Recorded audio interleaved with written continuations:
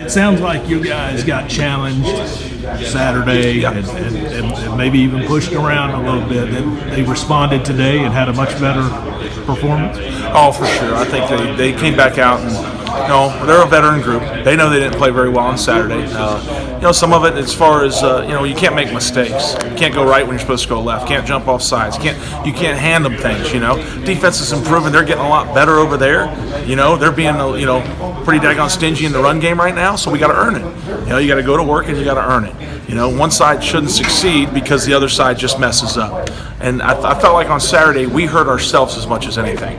You can't go the wrong way. You can't jump off sides. You can't miscommunicate up there on the line of scrimmage. And then that was the most disappointing thing coming out.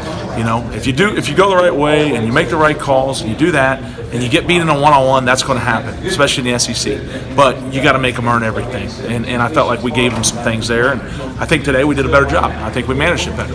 I hadn't heard you mention much of that to the spring so far. Was that just maybe chalk it up to a bad day?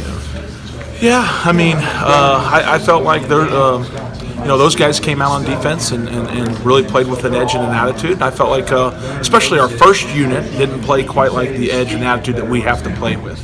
I thought our twos did a nice job. I thought those guys made progress at times. They moved the ball. They scored some touchdowns when their drives came up.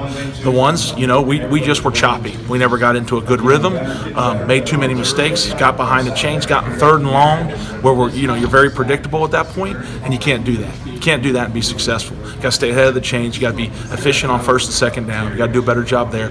We have to do a better job running the ball than we did on Saturday. I thought we came out and did a little bit better today, so that was good to see.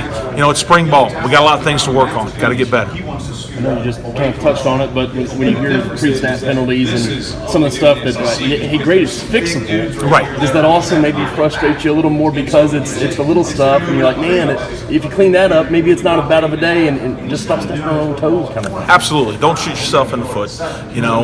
We've got a bunch of guys that have played snaps on Saturdays in big time SEC games.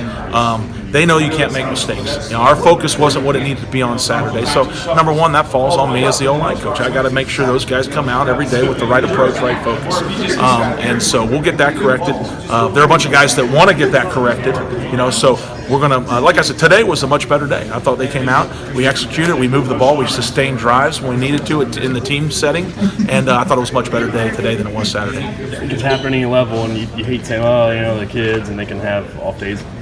Us, adults can have off days too, yeah. But is that part of it sometimes too, and just reminding you of, hey, I know I've got to really keep them dialed in, every single time we take the field? Yeah, absolutely. Consistency, I think in this day and age more than anything, kids sometimes struggle with prosperity. If they have success and all of a sudden they let their guard down and boom, you get hit in the mouth and you get embarrassed. That happens.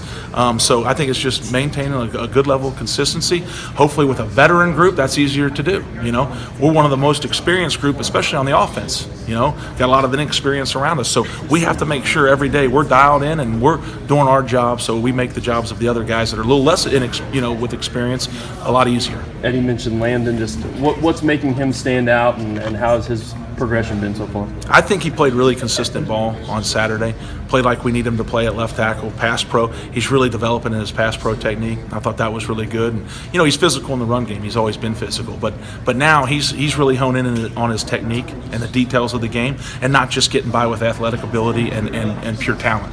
And that's where I'm really proud of where his game's developing and going. He said he looks at some of the comparisons, just how people rank other tackles in the country. I know you always want to focus on yourself and just be the best you can be, but right. Do you like a guy that's kind of looking around going, somebody thinks this guy's better than me, or and have a little bit of the chip on the shoulder of, how do I get to that level then if somebody's seeing something maybe that I'm not, of why this guy is better than I am? Sure.